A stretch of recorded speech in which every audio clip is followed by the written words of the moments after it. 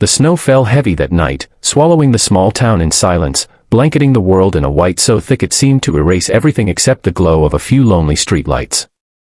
Roads were buried, cars abandoned, and winds howled through empty streets like restless ghosts. But at the very edge of town, tucked behind a crooked picket fence, stood a little wooden house with smoke curling from its chimney. Inside, a kind old lady named Margaret sat alone by her fire, knitting quietly, her gray hair pinned back, her wrinkled hands steady despite the storm's rage. She had lived many winters in that house, but this one felt especially lonely. With her husband gone for years and her children scattered in faraway cities, the nights often felt longer than the days. That evening, as the blizzard roared louder, she closed her eyes and whispered a prayer that everyone out there in the cold might find warmth and shelter.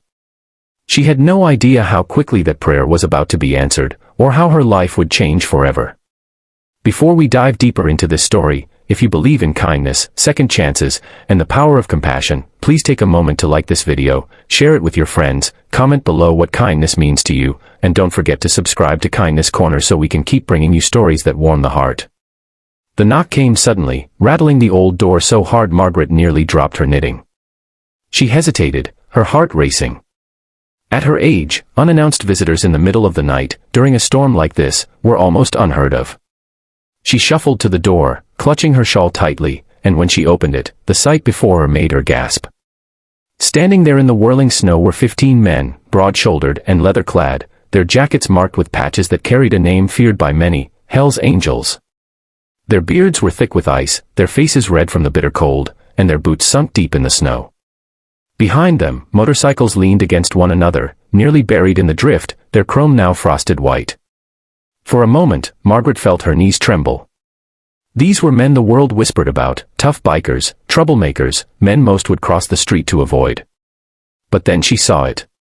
Beneath their hardened exteriors, beneath the tattoos and the frostbitten scowls, they were shivering. Their lips were blue, their hands stiff, their eyes tired. Whatever else they were, tonight they were human beings caught in a storm that could easily take their lives. Without another thought, Margaret stepped aside and said simply, "Come in before you freeze." The bikers glanced at each other, surprised. Most people slammed doors in their faces. Yet here was a frail woman, no taller than their shoulders, opening her warm home to them without hesitation. They filed in one by one, stomping snow from their boots, their presence filling the tiny house until it seemed to groan beneath the weight of leather and steel. Margaret's living room, once quiet and lonely, now pulsed with the heat of 15 bodies thawing beside her fireplace. Margaret didn't waste time. She hurried to the kitchen, pulling out whatever food she could find, bread, canned soup, leftover stew from her dinner. It wasn't much, but she served it with a smile, bustling around her kitchen as though she had expected this company all along. The bikers sat awkwardly, their massive frames squeezed onto her floral couches and wooden chairs, unsure how to act. They weren't used to kindness like this. They weren't used to being seen as men in need, rather than men to be feared. As the hours passed, the storm grew worse, pounding against the windows like a beast desperate to break in. The bikers stayed, telling Margaret bits of their story. They had been traveling from state to state when the storm caught them off guard, and with the highways closed and motels full, they had nowhere to turn. Their bikes had nearly frozen solid outside, and without shelter, they wouldn't have lasted till morning. Margaret listened quietly, her eyes kind and her hands steady as she poured more coffee and laid out blankets she had stored away. One by one, the tough bikers dozed off, wrapped in quilts that smelled faintly of lavender and age, their loud snores echoing in the little house. Margaret sat awake for a long time, watching them sleep, a strange warmth filling her heart. She had never had sons, but tonight, in some strange way, she felt as though she had been given 15 of them. By dawn, the storm had passed. The world outside glistened, covered in fresh snow that sparkled like diamonds in the pale morning sun. The bikers rose slowly, stretching, rubbing their eyes, and thanking Margaret in their gruff voices. They ate a simple breakfast she had prepared, scrambled eggs, toast, and coffee, and when they finally stepped outside, they found their bikes half buried but still intact. Before leaving, their leader, a tall man with steel-gray eyes, turned to Margaret and said, "Ma'am, we won't forget this. Ever." She simply smiled, patting his arm, and wished them safe travels. Then, just as quickly as they had arrived, the 15 bikers rode away, the roar of their engines fading into the distance, leaving Margaret alone once more in her quiet house. She thought that would be the end of it.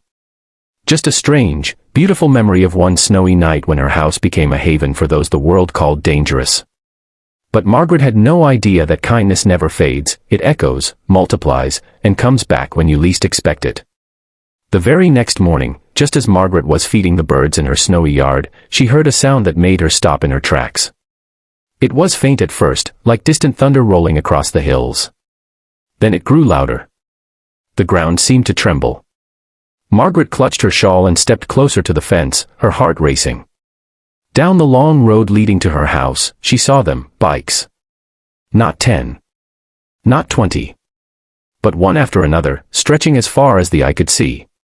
100 motorcycles, their engines roaring, their riders wearing the same leather jackets with the same insignia.